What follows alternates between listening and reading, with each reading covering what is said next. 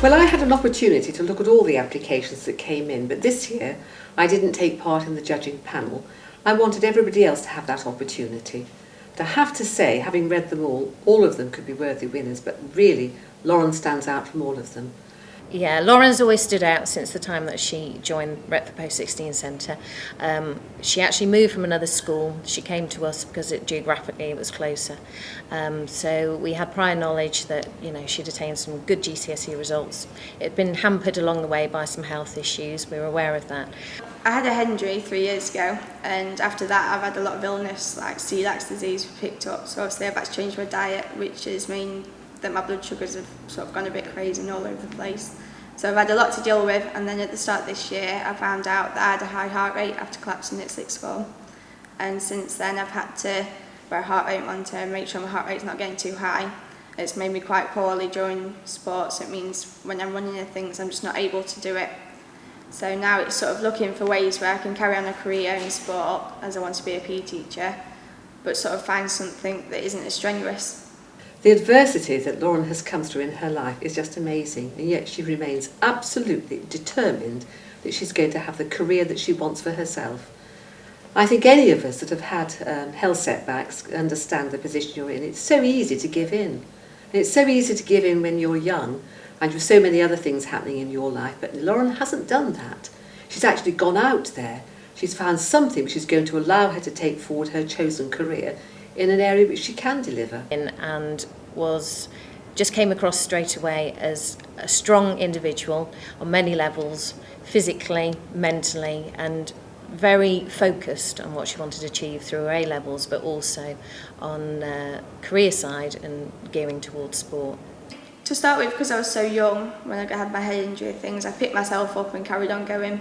But with my illnesses dragging out over the 3 years, it got to the point where I was sort of all ready and settled in and starting to look for universities and looking at what I really wanted to do, and I wanted to be a PE teacher, and I really pushed myself to get there. So I did all the voluntary work. I have every single thing going on my CV that I possibly could to become a PE teacher, and then got told there's no chance it's going to happen. So I've had to find my way around, finding other things that I'm going to enjoy, and it really upset me. I struggled for a couple of months. She had to go through a lot of assessments with doctors, a lot of very grown-up conversations with doctors that even as adults we wouldn't want to be in a position to have to face. And she did that with, quite a stoic attitude. When she had conversations with me, the tears that were shed were not by Lauren, they were by me. Well, I started A-level dance at the start of year 12, and I've never done dance before. Not had much confidence, and thought, well, it fills up a subject, something that I'll probably be quite good in. So I started that at the start of year 12 and thought, well, I'll join the school council as well. And it turned out that the school council didn't really integrate with the St Giles as well as they probably could. So me and one of my friends decided that we'd ask St Giles what they'd enjoy doing, and they said, oh, we'd love to do dance. And me, not knowing much about dance but really enthusiastic, said, I'll start a dance crew.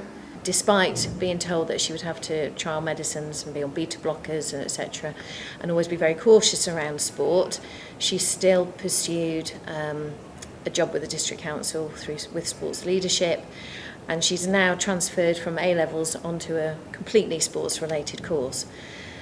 I think a big part's my friends. Like, my friends always pick me up and I carry on.